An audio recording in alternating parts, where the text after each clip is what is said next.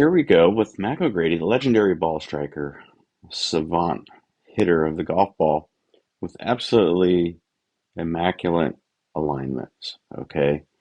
Now I've gone in and I've pre-drawn some lines and things for you to kind of follow along and as I call them out here, check it out. So Mac's got a very tilted over look to his body. His eye line is pretty straight down. Um, and where I want to show you is the shaft angle up through the green line to his little below his belt. He's got his hands marked with that little red dash there. Let's start with that one. So as he takes it back, he sets the back of his wrist, a little wrist cock from the left wrist, and a slight turn of the body and a fold of the right elbow gets him into P2. All right, now I'm just going to quickly go to impact and show you the difference in the shaft angle, okay, and where the hand location is. The handle now is pointing up above towards his navel.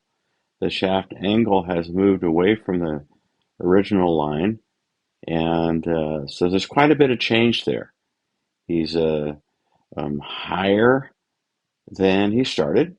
So if we go there, the bottom or the glove edge at the top of that little red hash mark there. Then as he comes down, it's a lot higher, and usually that you'll see that shaft wants to get in line with good ball strikers, in line with the left arm, and clearly to address the shaft is lower than the left arm. So just wanted to point that out to you. Now we got the blue line on the back of the right hip, and the glute there is up against it, and then it moves away from it. Okay, so his hip is returning out to the knee flex, but the left hip is pulling back. You see the left knee and is tucking his butt. So it's not staying on the wall twice. That's very bad for your back. It's not what, you know, natural alignment for power and safety and extending is naturally going to clinch, and the tailbone moved under or in line with the middle of his ankles, right? Tailbone's outside, what, oh, a couple, 3 inches outside of the heels.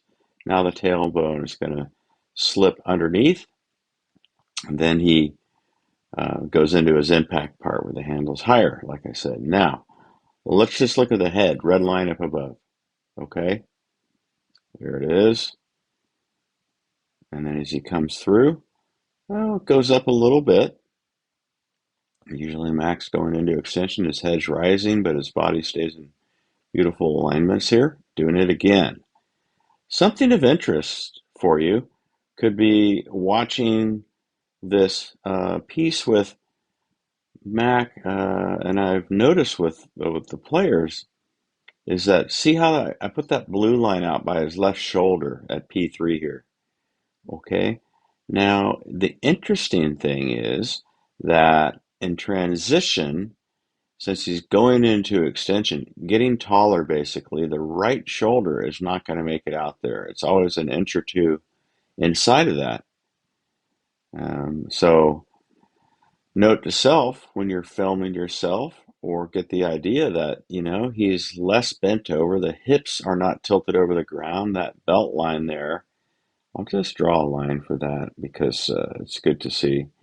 The belt line is here at impact and beyond. It's a little more level than it is there, which is more along that green arrow. So going into extension by tucking the tailbone, and now the upper body is going to pull back, and that's where we get that parametric acceleration. Like when you see a boat, and a skier whip around from when the rope catches up.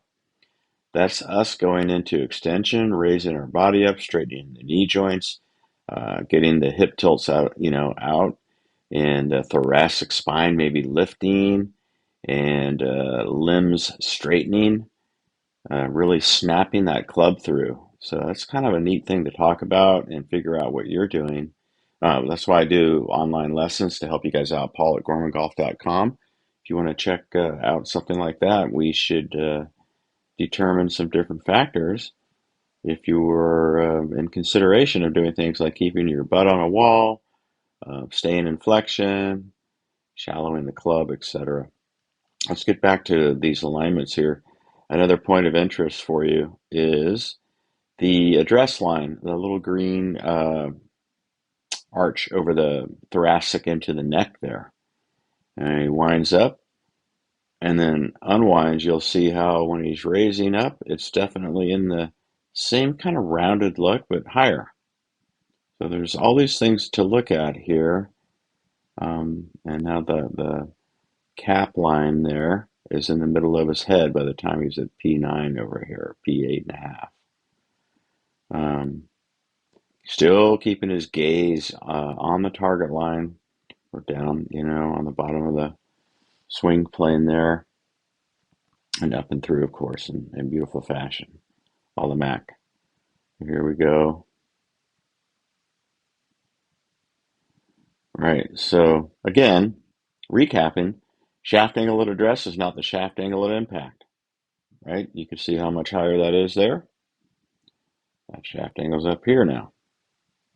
Hands are higher. Okay, so they're raising. The knees are coming way out of their flexion where they started. You can see they're pretty bent over, uh, you know, on the last of the laces, pretty far out there. Really nice balanced position, but straightens the leg going back, straighten the left leg going through. So a nice seesaw of the quads working, tailbone tucking underneath, and getting that club. He's right here. He's hitting a rare CF draw. Mac is heavy into the CP model for tournament play and practice. You don't really ever see him have the shaft angle underneath the right forearm. And right there's the classic, club slightly inside of the hands at this position and working into out, into straight with a little roll of the face.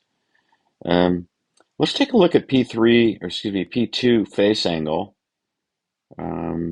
It's a little bit on the left side of the shaft there. And let's go down to P6, where he's out a little more with that left arm off the chest, getting power. And it's really looking the same. It's amazing.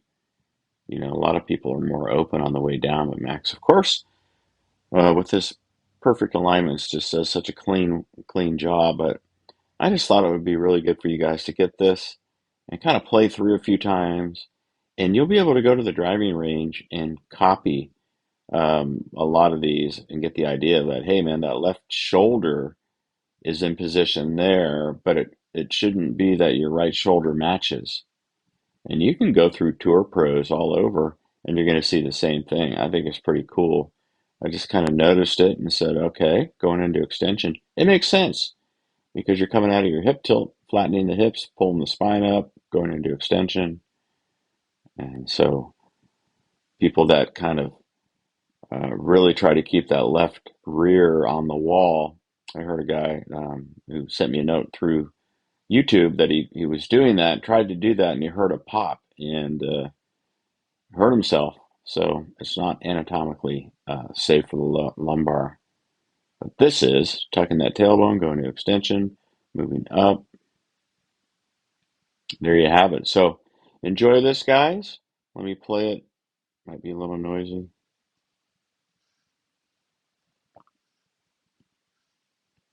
Great left hand position, shaft angle perfect, club face neutral.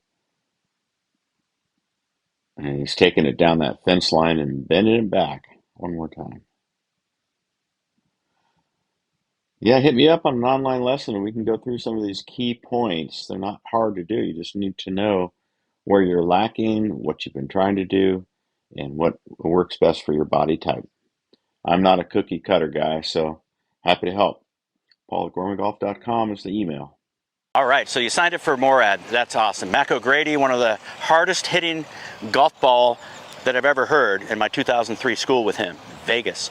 So what you're going to learn here is how to set your body on the ground, how to get your center of balance, your center of gravity, as we say, pivoting, keeping yourself organized with your head, the wrist joints, how they set to accelerate the club down with the pivot train. Right side coming through, elbow, hip, shoulder, everything accelerating through with a bunch of speed and balance. Mac looked the smoothest as anybody, like a Ben Hogan.